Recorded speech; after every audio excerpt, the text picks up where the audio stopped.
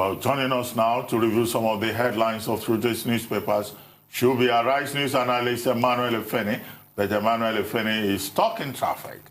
So, Rufai Oseni, please do us the honors of going through the newspapers. Good morning, Ruben. Great Malabite. Great Malabite. Fill in properly. Good morning, Tundu MKO Victoria. I don't miss him so much now. Thank you for that. Hey, We want to start with this day. Wherever you are, just keep coming. You will get to the studio. Lagos We start from this day, Nigeria paper of records. You have to quote Efeni's line. Great Malabite. Yes. Action. Okay, let's have the action. Panel quizzes top EFCC officials as Magu's interrogation enters the fourth day. Demands files of cases, forfeited assets register, cash released since 2015. My house not searched by anti-graft agencies, says Abdusalami Abubakar. I think that's something you'd like to react on, because as these investigations are going on, we are seeing some names that are quite shocking. Former leader of the country, Abdusalami Abubakar, I'm sure you'd like to make us understand why his name is mentioned here. Maybe you take the other papers too. Okay. The other papers are likely to have similar headlines. The Nation says, Magu battles for bail as EFCC chiefs face panel. 4 billion allegation, Oshibajo demands probe. 16 top officials before Salami Committee. And we are still going to look at more papers. The Punch this morning is saying, panel questions EFCC chiefs as Magu's probe, the tension continue. Magu attempted to probe NSA for alleged financial crimes, stopped by Malami. Lawyer files application for suspended anti-graft agency's boss released today. The Daily Sun reports it this way. Lobby for Magu's job intensifies. The Daily Sun is looking at another angle. Retired police DIG, AIG, FCT commissioners' favorites. Embattled chairman's boys testified today on disposal of seized property. Directors directed to bring case file from 2015 to date. The story is rearing its very ugly head here. Abdusalami denies search of his office and guest house. That's what the Daily Sun is saying this morning. The Daily Independent is saying how petitions on Tinubu bullion vans landed Magu in trouble. We all saw that story has been making the rounds. There was even a protest yesterday as regards that. The presidential panel grills anti-graft agency staff. Oshibajo asks IG to probe claim that he got 4 billion naira from Magu. A confusion in EFCC over Magu's successor. Presidency keeps mum about this. Let's quickly go to the New Telegraph. The New Telegraph is saying top EFCC officials, Magu boys, face probe panel. And Oshibajo petitions IGP over 4 billion naira bribery allegation. Embattled cop hires ex-Justice Minister Agabi for defense. The Magu story is making the rounds on most national dailies this morning. The Vanguard is saying day 4. Panel grills Magu's 7 untouchables.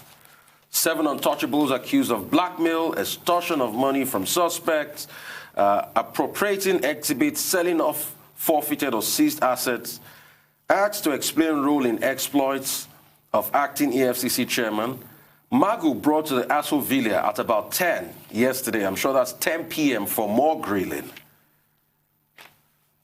The Nigerian pilot says this morning, Oshibajo laments, says alleged 4 billion naira bribery by Magu falls. Writes IGP to investigate allegations, reports malicious, injuriously false in every aspect. That's what the VP's lawyer is saying this morning. As Magu, EFCC scribe, and directors appear before the Salami panel. And the Daily Trust is capping it this morning with Still the Magu story. Panel orders EFCC directors to account for 5-year rule. And there are other stories making the rounds, but we'd like to talk about this. We can't whip it enough. We've talked about it every time on this show since the story broke a couple of days back. What's your take on this? Magu was said to be taken again to the villa at 10 p.m. yesterday, I will guess. It was interrogated more. Now it has emerged that we have 7 untouchables. I mean, when I hear that, I cringe a little bit. Abdulsalami Abubakar, past leader. His name is brought into all of this. The vice president's name have been drawn into all of this, Oshibajo. The Jackson Ude role in all of this. What is happening? Well, I had commented earlier on these issues, the Abdulsalami Abubakar angle, and to indicate that General Abdulsalami Abubakar said, look, it was a guest house that was, searched, and that was even a mistake, and that he has no hand in all of these matters. There's nothing connecting him to it. Mrs. Desi Danjuma has also said, look, the Danjumas, yes, truly tried to change their private jet, but that there's no way in which the family is connected with the Magu matter. And I think that more or less settles that angle of it. The other angle that you have pointed out in the newspaper reports is the angle of the vice president, who has petitioned the Inspector General of Police and who has also at the same time asked his lawyer, Professor Taiwo Shipiton, SAN, to sue Jackson Ude. But what I did not mention earlier on when I commented on this is that Jackson Ude says he's standing by his story. And he has done that on Twitter. And he's saying that, look, if there is any attempt to further intimidate him, he will bring out more details. Now, Jackson Ude worked with us in the Jonathan government in the attack dog department with Dr. Dunyo Kupe. So he's a man who knows the system, substantially, and who may have his sources in government. But I think at the same time, it is good to see the vice president standing for himself, because every individual, the only thing you hold on to is your reputation, your dignity as a person. And any attempt to erode from it, you have the absolute right to defend yourself. And here, in this case, the Vice President of Nigeria is saying that, look, this is a case of injury to his reputation. And no person, nobody, except you have your facts, except you have the defense of truth, has the right to tarnish or damage or impugn the reputation of another person. That's the basic principle in the law of defamation. So we'll see how that plays out. And I'm sure that the Vice President has enough weight to be able to defend himself. Now, as for the Magu boys, as referred to by Daily Telegraph or the Untouchables by another newspaper. The Vanguard called them the Untouchables. I think that's curious, because what that indicates is that perhaps in many departments of government, you have cabals upon cabals operating. Oh, yes. And I think that President Buhari should take special notice of that beyond the newspaper headlines. Is it the case that in some departments of government, people create mini cabals that go beyond the standard operating procedure, operational guidelines, and then create small cults of personality that may not be in the overall interest of the average Nigerian?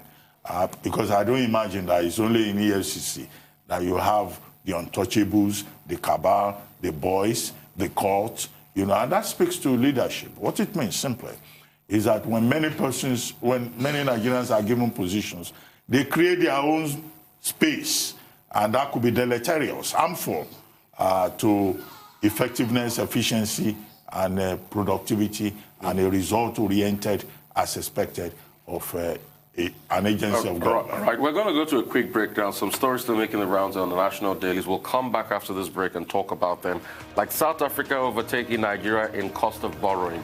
We'll be right back.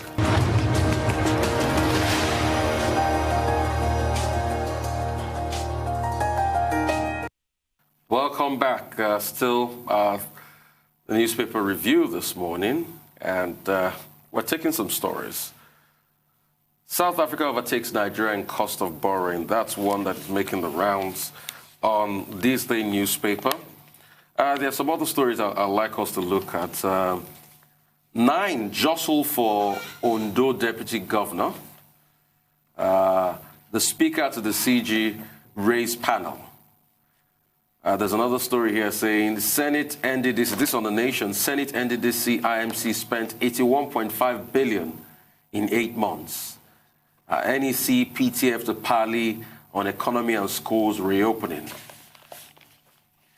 This is quite very big, and it's a screaming headline on the top of The Guardian this morning. More operators quit the $17 billion e-commerce sector, $17 billion e-commerce sector.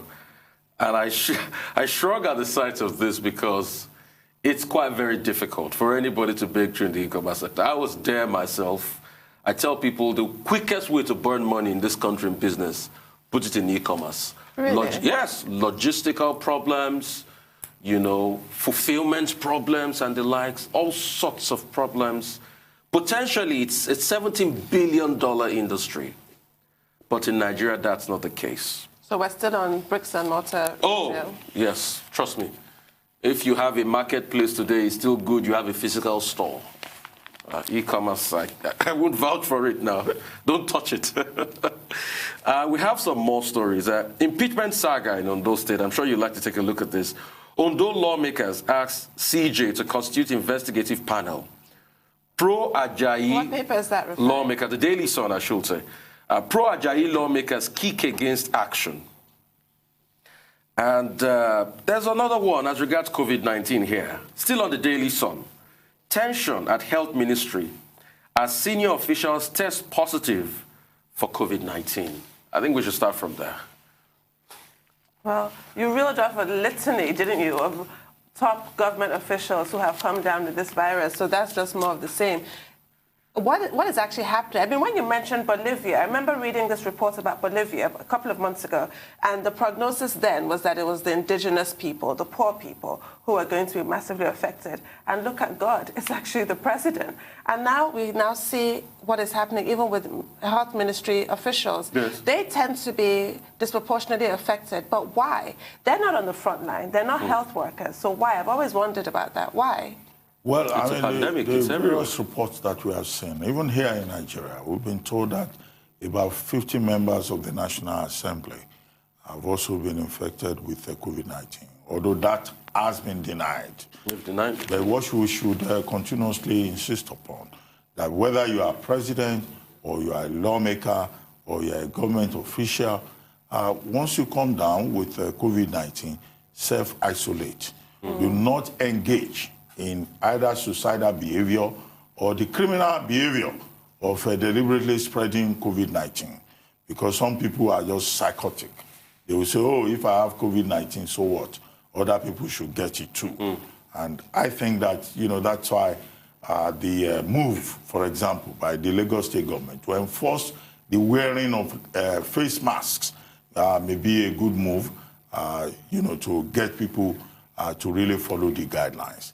But of course, that must be backed by the relevant law, as it were. I know in Lagos they have an infectious disease legislation, which they can rely upon as domestic law to be able to enforce it.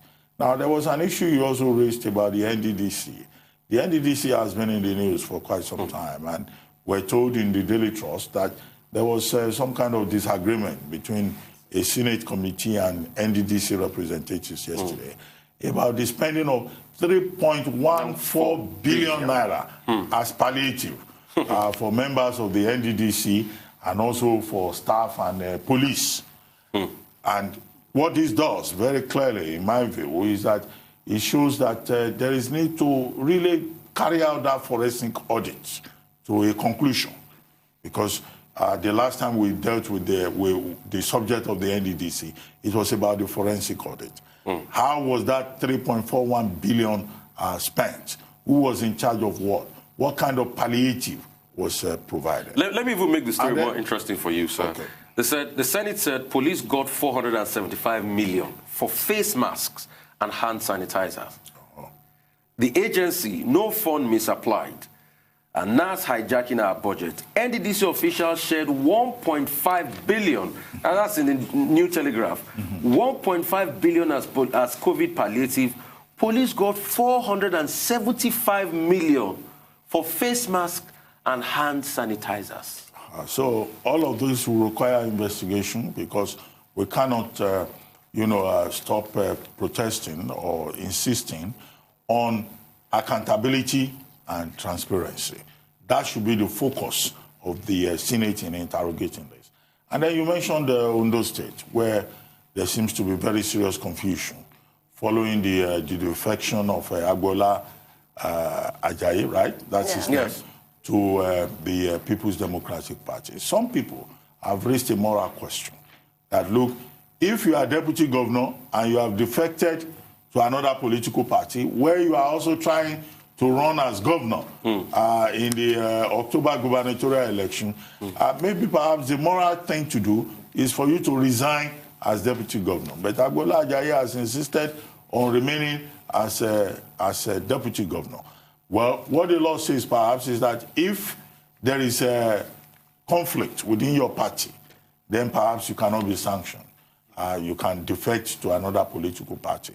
But there is the big moral question of remaining as deputy governor to an Akeredolu who actually is fed up with him and who believes that he's pursuing other interests.